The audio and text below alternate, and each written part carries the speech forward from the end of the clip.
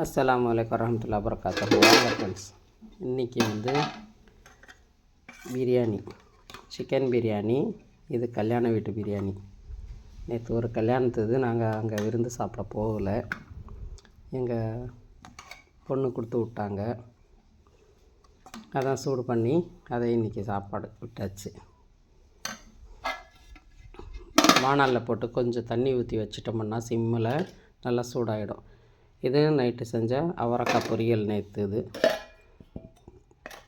அப்புறம் இது கத்திரிக்காய் தொக்கு, கொத்தமல்லியும் புதினா வச்ச சட்னி.